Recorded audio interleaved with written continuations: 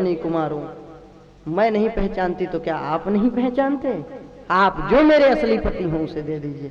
अश्वनी कुमार प्रसन्न हो गए और यज्ञ में भाग देना स्वीकार किया च्यवन ऋषि ने अश्वनी कुमारों को, और बिल्कुल जवान हो गए, नवयुवक। सरियाती राजा ने देखा कि मेरी पुत्री कुल को कलंक लगा रही है, बताइए च्यवन ऋषि को छोड़कर किसी युवक के साथ बैठी है। सुकन्या मुस्कुराने लगी।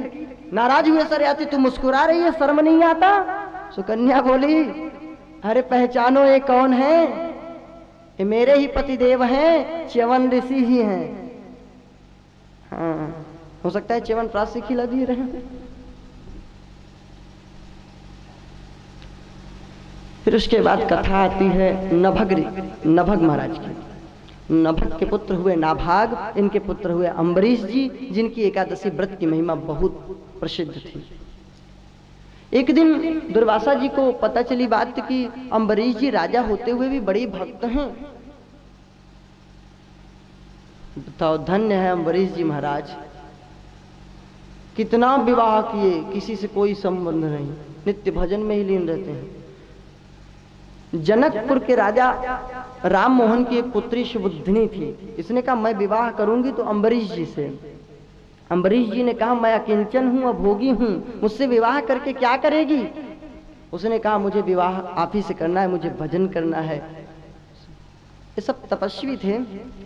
उन्होंने तलवार भेजा है, स्वयं नहीं गए हैं विवाह करने, तलवार भेज देते थे, उसी से फेरी हो जाती। धन्य है वो सुबुद्धिनी महाराज, नित्य भजन करती है, कीर्तन करती है, बीड़ा बजाती है, भाव विभोर होके अपने हाथ से अम्बरीश जी मंदिर की सेवा करते हैं। करऊ हरे मर्जी ने नातिशु, हाथों से सफाई करते हैं मंदिर की।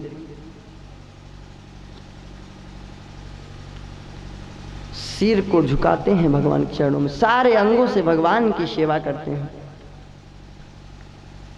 एक दिन सरयू में स्नान करने जा रहे थे, इधर सुबुद्धिनी चुपके से आई, चोरी से सेवा कर दी, चोरी से सेवा कर दी, सेवक का पता ही नहीं और सेवा हो गया।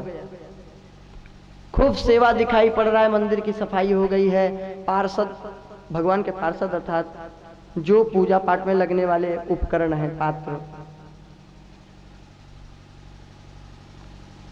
ये सब की सफाई कर दी, स्वच्छता कर दी, सब जगह पवित्रता कर दी, मंदिर धुल दी, फूल पत्ती सब चढ़ा दी, सब रख दी, बढ़िया सुंदर से श्रृंगार कर दी। सेवा तो दिखाई पड़ रहा है, अम्बरीश जी आए तो सेवक नहीं दिखाई पड़ रहा है। और आज सेवक तो बहुत दिखाई पड़ते हैं, सेवा नहीं दिखाई पड़ता। अम्बरीश जी बोले चोर को पकड़ना है, हाथी बाजो को सबको भेज दिया सरयू स्नान के लिए, और स्वयं चुपके से रुक गए। देखे कि अरे छोटी रानी ये करती है सेवा। बोले अरे तू करती है? बेचारी रोने लगी, मेरी भी इच्छा है। उसके भी कक्ष में मंदिर बनवा दिए, वो भजन करने लगती, भाव से विभोर होकर रोने लगती, और अम्बरीश जी बैठ जाते, चुपके से सुनते रहते। सब रानियों ने सोचा कि अम्बरीश जी केवल इस सुबुद्धिनी से प्रेम करते हैं और किसी से नहीं, उनका तो प्रेम भगवान से था, स्त्री से कोई मतलब ही नहीं। सब रानियां अपने कक्ष में एक एक मंदिर बनवाई और भगवान श्री कृष्ण की आराधना शुरू कर दी, नारायण की सेवा करना शुरू कर दी। सबसे प्रेम हो गया इनका। देखते देखते पूरे राज्य के लोग एक एक मंदिर छोटा छोटा बनवाए और सब लोग पूजा करने लगे, और अम्बरीश जी का सबसे प्रेम हो गया। एकादशी की व्रत की महिमा बहुत इनकी अखंड थी। दुर्वासा जी आए, इसको श्राप दूंगा, ये मुझसे बड़ा हो रहा है राजा होके। आए दुर्वासा जी, अम्बरीश जी से बोले कि तुम्हारे यहाँ मेरा निमंत्रण है। हाँ, इनको निमंत्रण देना नहीं पड़ता था, खुद ही दे देते थे अपना निमंत्रण। दुर्वासा जी देखने लगे कि कब द्वादशी का तिथि आए और पारण करना हो और द्वादशी बीतने वाली हो तब जाऊं मैं। अगर द्वादशी बीत जाए, पारण न करो तो एकादशी के व्रत का कोई फल नहीं मिलता।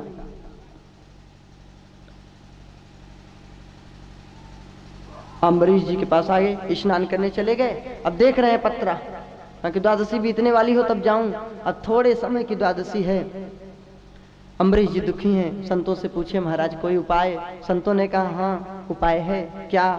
तुम ठाकुर जी का चरणोदक ले लो तो तुम्हारा पारण भी हो जाएगा, और दुर्वासा जी को जो भोजन कराने का निमंत्रण दिए हो उसका दोष भी नहीं लगेगा, संत को निमंत्रण दिए हो। दुर्वासा जी आए, इधर द्वादशी बीत रही है, देखे कि ये पारण कर लिया ठाकुर जी का प्रसाद। यहाँ किसी अम्बरीश की बुराई नहीं है, यहाँ भगवान के चरणोदक की निंदा है। भक्त की भी महिमा घट रही है, भगवान की भी। दुर्वासा जी अपनी महिमा बढ़ाना चाहते हैं, भगवान की महिमा बढ़ाते तब तो ठीक, अपनी महिमा बढ़ाने के लिए आए अहंकार में। बोले अरे दुष्ट अम्बरीश, तू अपने को इतना श्रेष्ठ समझता है, अभी दिखाता हूं तुझे। अपनी जटाओं को खोल के पटके हैं, एक कृत्या प्रकट हो गई। तो कृत्या क्या कर लेगी हैं? भगवान ने सुदर्शन छोड़ रखा था, पूरे राज्य का संचालन सुदर्शन करता था। अम्बरीश के बस की नहीं थी राज्य करना, भक्ति से डूबे रहते थे वो नित्य निरंतर। चक्र सुदर्शन ने उस कृत्या का नाश किया। दुर्वासा जी भागे हैं जोरों से, सुदर्शन पीछे पीछे। दिशो नवक्ष्वाम विवरान समुद्रान लोकान सपालास्ते दिवम। खत्म।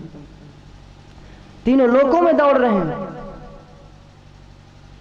लोक लोकांतर में भटक रहे हैं, गुफाओं में, कंदराओं में, समुद्र के पास, सर्वत्र जा रहे हैं, कहीं शांति नहीं मिल रही है। कोई नहीं कह रहा है तुम्हारी रक्षा होगी। बेचारे अंत में शिव जी के पास गए, शंकर जी ने कहा मेरे बस की बात नहीं, तुम जानो तुम्हारा काम जाने। ब्रह्मा जी ने कहा मेरे बस की बात नहीं, तुम जानो तुम्हारा काम जाने। नारायण के पास गए, नारायण बोले मेरे भी बस की बात नहीं, तुम जानो तुम्हारा काम जाने। क्यों महाराज? बोले अहम भक्त पराधीनो यश्च तंत्र इव द्विजा। मैं भक्तों का भक्त हूँ, भक्त मेरे दास होते हैं और मैं भक्त का दास होता हूँ। सेवा से बस में तो हो ही जाता है आदमी भाई, किसी की भी सेवा करो, आदमी की सेवा करो, आदमी बस में हो जाता है। भगवान की सेवा करो तो भगवान बात तो मानेंगे ही। भगवान बोले कि अब तुम्हारी रक्षा अम्बरीश ही कर सकते हैं, मेरे बस की बात नहीं। दौड़ के आए हैं चरणों में पड़ने को अम्बरीश के। अम्बरीश जी उठा लिए, चरणों में पड़ गए। अम्बरीश जी महाराज उल्टा काम नहीं करिए, धन्य है अम्बरीश जी। 1 वर्ष तक भटके हैं दुर्वासा जी। हाँ लोक लोकांतर में जाएंगे, समय तो लगेगा। तब से अम्बरीश जी केवल जल ग्रहण करके रहते हैं, अन्न नहीं ग्रहण किए। दुर्वासा जी जब आए हैं उनको भोजन प्रसाद ग्रहण कराए हैं, तब अम्बरीश जी भोजन ग्रहण किए। ऐसे हैं परम भागवत अम्बरीश जी।